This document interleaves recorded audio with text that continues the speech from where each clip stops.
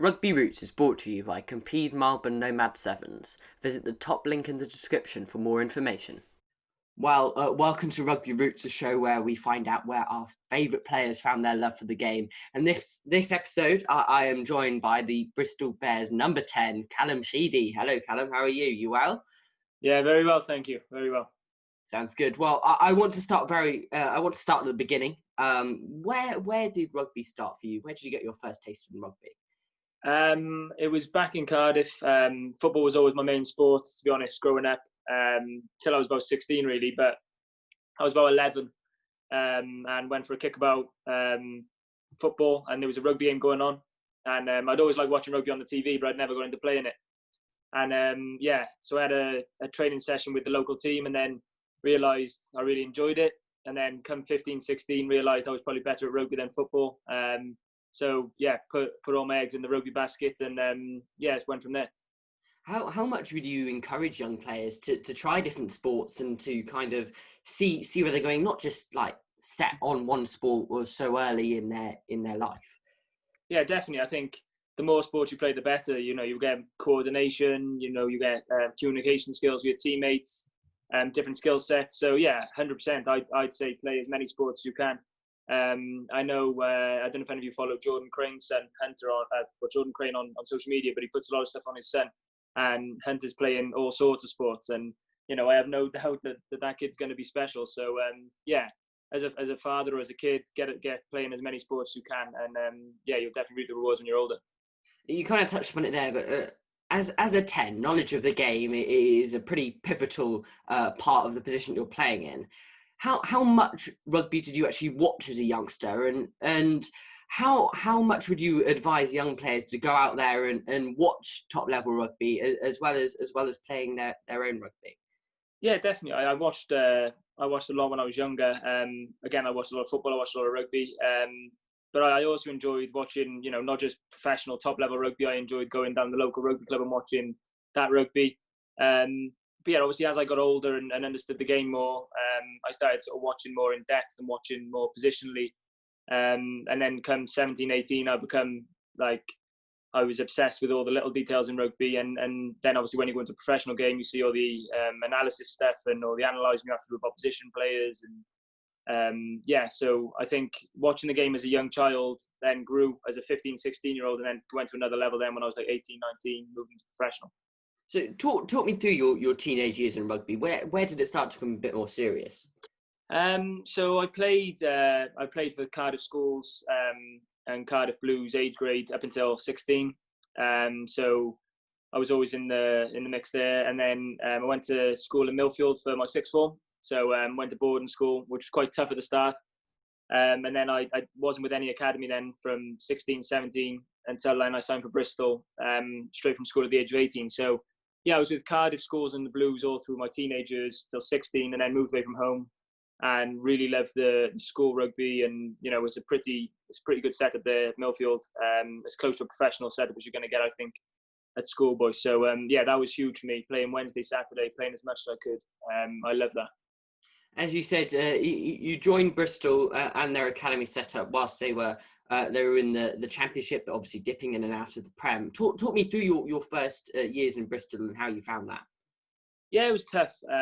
Obviously, we had I think about 4 playoff final losses, winning the league and losing the playoff, which was tough to take. But as a sort of 18-year-old coming in, I really enjoyed it. Sean Holly and Andy Robinson were really good to me. They gave me opportunities. Obviously it wasn't ideal that we were still in the champ, but as a young player, you don't really mind that. I was still surrounded by world-class players.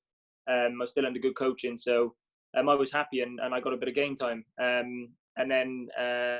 sort of had a bad injury when I was 19, which was really frustrating because you sort of get a feel for first team rugby and you get a sniff of it and you want more. And then I missed 9 months of the next season. So yeah, the 18, 19-year-old me was probably up and down, a roller coaster, probably trying to get that balance right between my social life and my professional life.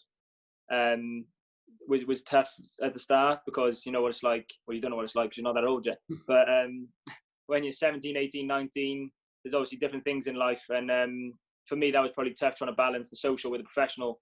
But then when I become, a bit more mature and grew up a little bit, I got the balance better, and I think I'm at a good place now.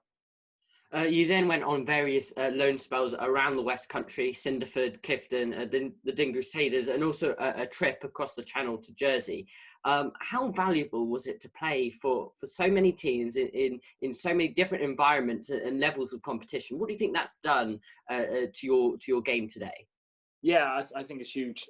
So when I was 18, I went out to Dings and a couple of games Clifton, and then half season at Dings, which was huge.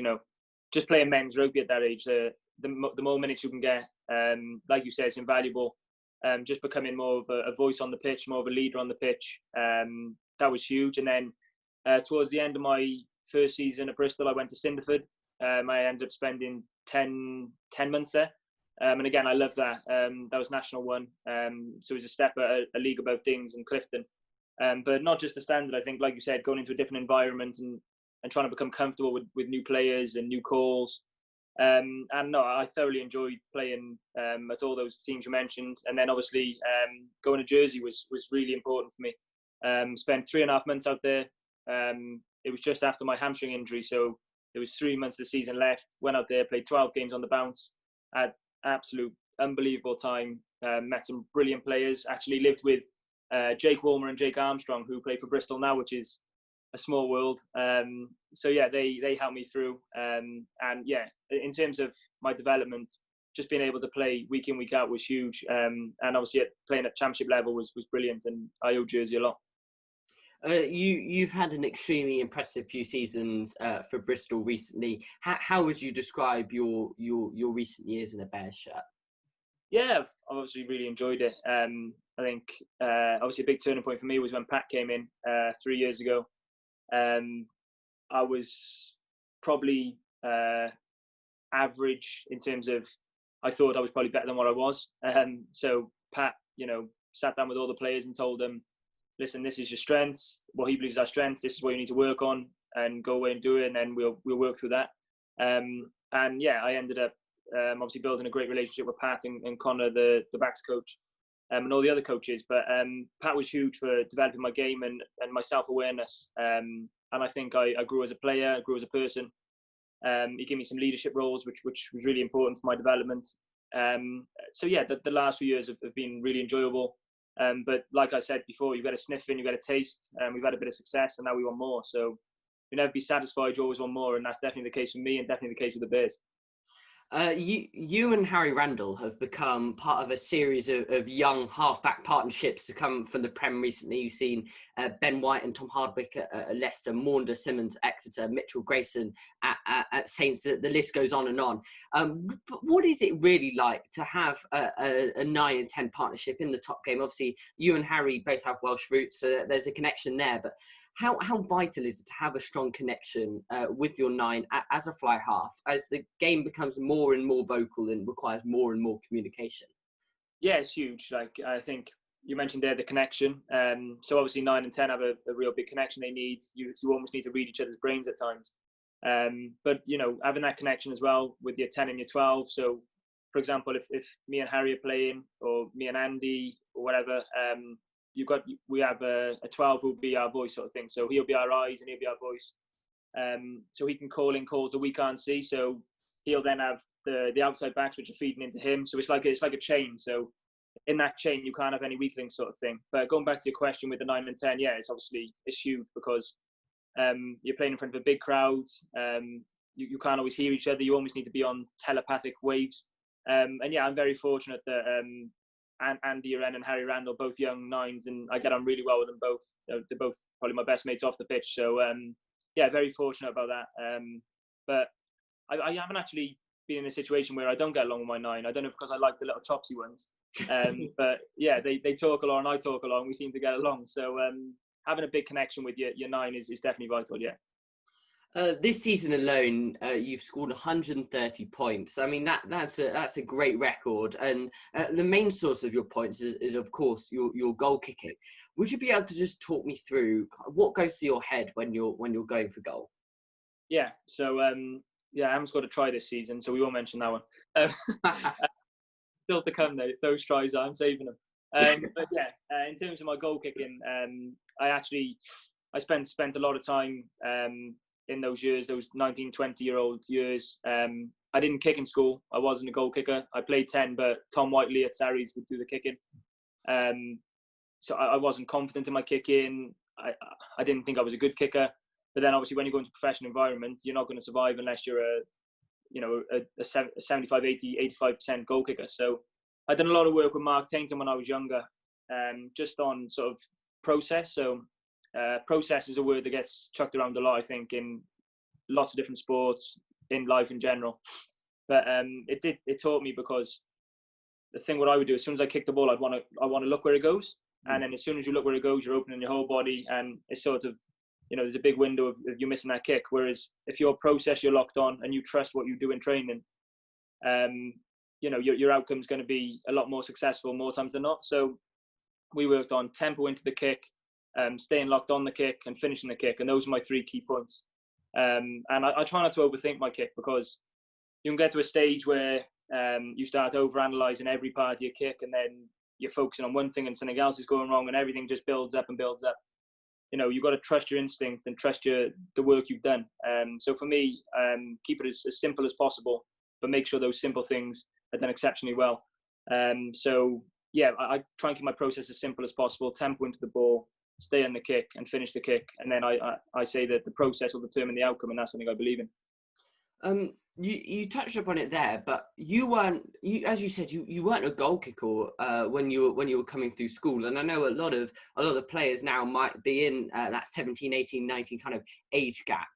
What advice would you give to those players who've maybe got an element of their game which they're not too keen on, not too strong on, or that they don't want to improve? But what advice would you give to them when it comes to being in a professional setup? Obviously, I've spoken to a few players now, and I've realised kind of having as many assets to your game as possible will create the best possible player for you personally. What advice would you give to players who are looking to kind of widen their range of skills when it comes to being on a rugby pitch? Yeah, you're right what you said there. I think there will be parts of the game which you don't want to work on, and I think that's natural. But at the end of the day, like you said there, if you got as much tools in your armory, this day and age, the game's getting where every player needs to be able to jackal, every player needs to be able to do a 20-meter flat pass, every player needs to be able to tackle. You can't have a weak part of your game. So, I wish I practiced my kicking more when I was 16, 17, 18, and I didn't leave it till I was 18, 19, 20, because I feel like I'm 3 years behind almost. But like you said, if you're a young player and I don't really like tackling, or I don't really like kick it, whatever it is, I would say just try and work on it. Start basic and just build your way up, because there will come a stage where if you've got ambitions to go into the professional game, that you will get found out. Because the game's getting so fast and so physical that every player, no matter what the number on the back is, you have to do a job of a hooker, you have to do the job of a back row, you have to do the job of a centre. So yeah, like you said, if there's a part of your game which is not, you don't really like, almost learn to love it, because that's what happened with my goal kick, and I didn't like it, and now I'm a bit of a freak about it. So just try and get as many tools as you can in that toolbox. Now I want to talk about your international career. You were eligible for England, Wales and Ireland, and obviously to play for any country is a massive honour for any player. But which phone call would you be really liking to get? Obviously there's emotional ties to every nation, but which phone call would you love to be picking up at any point in your career? It's a tough question to answer, because I see myself, like you said, I've got emotional ties to all of them, and I'm very proud of all three ties. Like, I was born in Wales. My mum's side of the family are all Welsh, Cardiff born. My dad's Irish, and all my dad's side of the family is Irish, so very proud of that. And he's a very patriotic Irishman.